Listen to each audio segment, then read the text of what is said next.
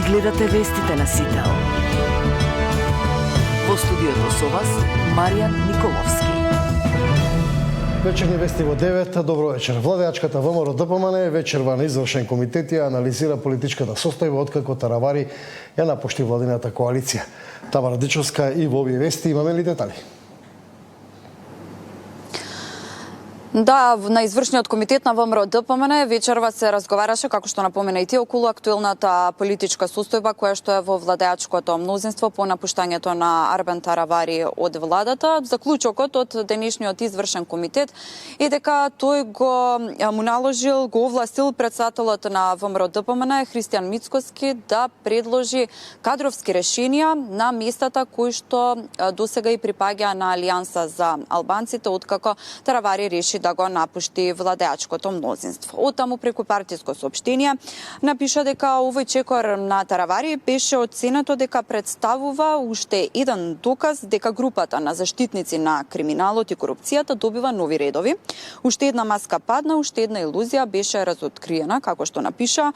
На политичката сцена се појави нов, добро координиран марионетски квартет. СДС, Алијанса, Левица и ДУИ. Различни имиња, но ист газда, различни маски, но ист сценарист стои во делот соопштението кој што го испрати ВМРО ДПМН откако заврши извршниот комитет, каде што вечерва ќе требало не се одлучи конкретно име кое што би можело да го замени Таравари на министерското место во здравство, иако тука беа присутни и министерката за образование Весна Јаневска, како и директорот на Фондот за здравство Сашо Клековски, имиња кои што се споменуваат во јавноста дека би можеле да го заменат Таравари во здравство, но на денешниот состанок, како што кажав, не беше одлучено конкретно име кое што би можело да седне и да стане нов министер за здравство. ВМРО ДПМН допрва ќе треба и да одлучи дали ќе менува ресори, односно дали со здравство ќе постави министер од редовите на ВМРО ДПМН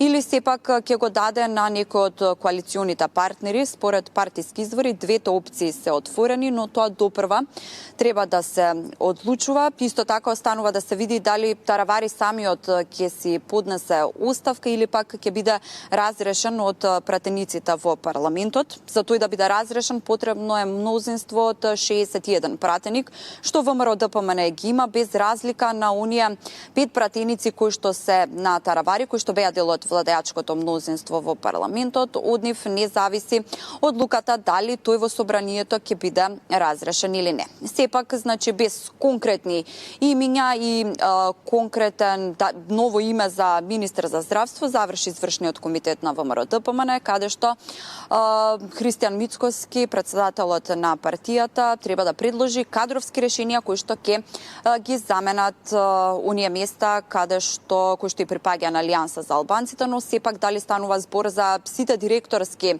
места, како и на вице-премиерот Фетај, тоа од партијата не го соопштуваат, па ќе останеме да следиме во текот на следниот период како ќе се одвива и оваа состојба на политичката сцена. Благодарам Тамара Дичовска за последните детали од извршниот комитет на ВМРО ДПМН. Премиерот Христијан Мицкоски нема да се сретне со Таравари, ниту проштелно, ниту за договор. Владата засега без став дали министерот за здравство ќе поднесе оставка или ќе биде сменет.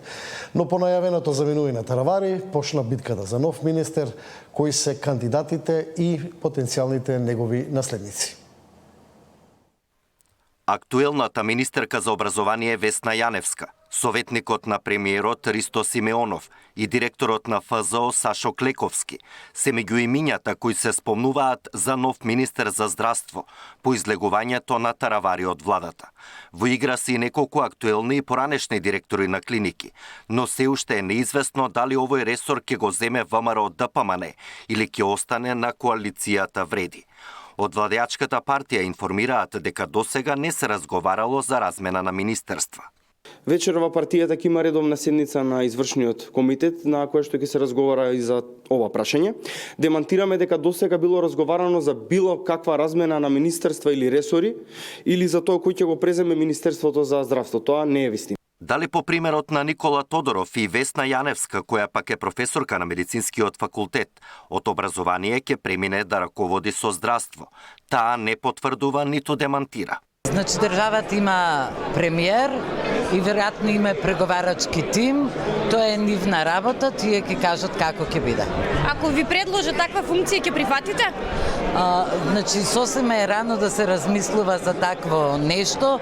Ви кажав кои се одговорни, кога ќе дојде тој момент, тогаш ќе разговараме. Доколку пак здравство остане на вреди, според добро упатени политички извори, првата опција била, исто како Таравари, Беким Сали да се врати повторно на чело на Министерството.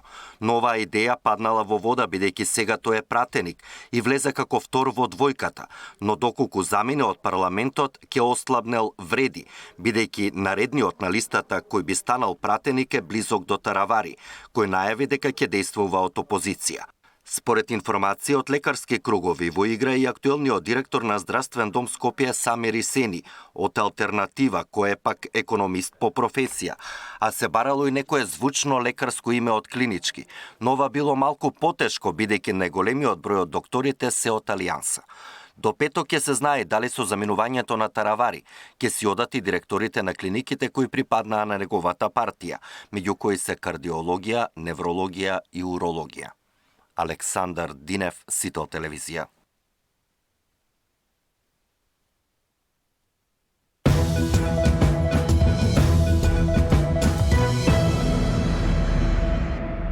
Дванаесет години затвор за Васил Јованов, возачот кој без дозвола пијан и на црвено ја усмрти 22-годишната Фросина. Судот е изрече највисоката казна досега за вакво дело, но за семејството тоа не е правда.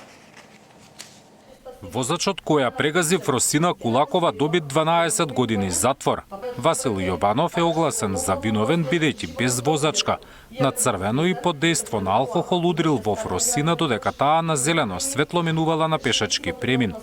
Висината на казната судот ја донел според околностите и поранешниот живот на возачот. Бил млад, признал вина и изразил сочувство, ама се ценеле и неговите претходни сообраќајни прекршоци. Влијаела и затворската казна од 3,5 години за поседување дрога. Но според судот, ниту тоа не го вклучило алармот кај Јованов за преиспитување на собственото однесување. Наместо да се одврати од било какви понатамошни судби во законот, токму во периодот додека го чекал правосилниот исход од таа постапка, истиот, дрско и безобзирно, постигнал да управува со моторно возило, без да има возачка дозвола.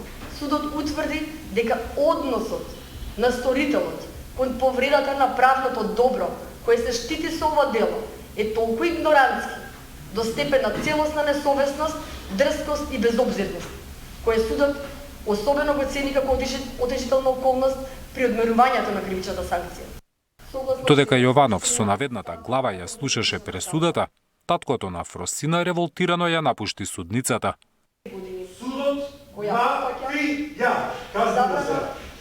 За издавање на возачка дозвола сметано од денот на правосилноста на пресудата.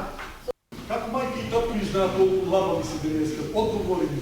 Како беа лабави денеска? На претходното судење, знаеш како беа, како струна стегнати. Лабави.